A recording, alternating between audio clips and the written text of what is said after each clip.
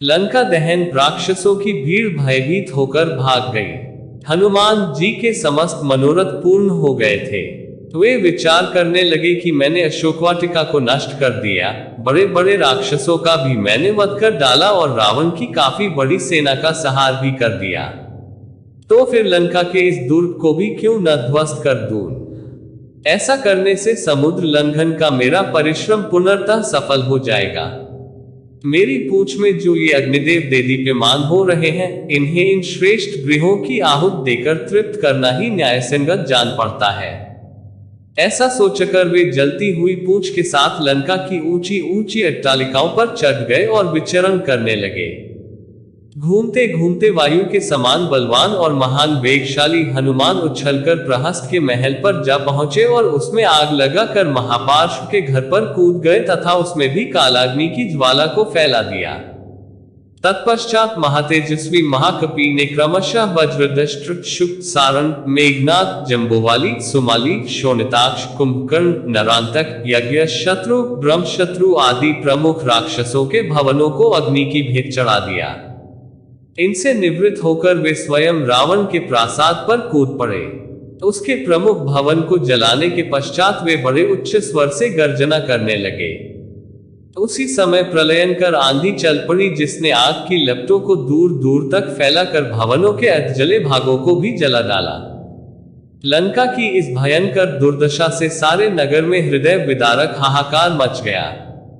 बड़ी बड़ी अट्टालिकाएं भारी विस्फोट करती हुई धराशायी होने लगी। स्वर्ण निर्मित लंकापुरी के जल जाने से उसका स्वर्ण पिघल पिघल कर सड़कों पर बहने लगा। सहस्त्रों राक्षस और उनकी पत्नियां हाहाकार करती हुई इधर उधर दौड़ने लगी। आकाशमंडल अग्नि के प्रकाश से जगमगा उठा। उसमें रक्त एवं कृष्णवर्ण धुआं भर गया, जिसमें से फुलझड़ियों की भांति चिनगारियां छूटने लगी। इस भयंकर ज्वाला में सहस्त्रों राक्षस जल गए और उनके जले अधजले शरीरों से भयंकर दुर्गंध फैलने लगी। संपूर्ण लंकापुरी में केवल एक भवन ऐसा था जो अग्नि के प्रकोप से सुरक्षित था, और वह था नीतिवान विभीषण का प्रासाद। लंका को भस्मीभूत करने के पश्चात वे पुनः अशोकवाटिका में सीता के पास पहुंचे। उन्हें सादर प्रणाम करके बोले, हे माता, अब मैं यहां से श्री रामचंद्र जी के पास लौट रहा हूं। रावण को और लंकावासियों को मैंने राघव की शक्ति का थोड़ा सा आभास करा दिया है। अब आप निर्भय होकर रहें। अब शीघ्र ही रामचंद्र जी वानर सेना के साथ लंका पर आक्रमण करेंगे और रावण को मारकर आपको अपने साथ ले जाएंगे। अब मुझे आज्ञा दे ताकि मैं लौटकर आपका शुभ संदेश श्री रामचंद्र जी को सुनाऊं, जिससे वे आपको छुड़ाने की व्यवस्था करें। ये कहकर और सीता जी को धैर्य बंधाकर हनुमान अपने कटक की ओर चल पड़े। जनकनंदिनी से विदा लेकर तीव्र वेग से विशाल सागर को पार करते हुए हनुमान वापस सागर के उस तट पर पहुंचे, जहां असंख्य वानर जांबवंत के और अंगद के साथ उनकी प्रतीक्षा में आंखें बिछाए बैठे थे। अपने साथियों को देखकर हनुमान ने आकाश में ही भयंकर गर्जना की, जिसे सुनकर जांबवंत ने प्रसन्नतापूर्वक कहा, मित्रों, हनुमान की इस गर्जना से प्रतीत होता है कि वे अपने उद्देश्य में सफल होकर लौटे हैं। इसलिए हमें खड़े होकर हर्षध्वनि के साथ उनका स्वागत करना चाहिए। उन्होंने हमें ये सौभाग्य प्रदान किया है कि हम लौटकर रामचंद्र जी और वानरराज सुग्रीव को अपना मुख दिखा सके। इतने में ही हनुमान ने वहां पहुंचकर सबका अभिवादन किया और लंका का समाचार कह सुनाया।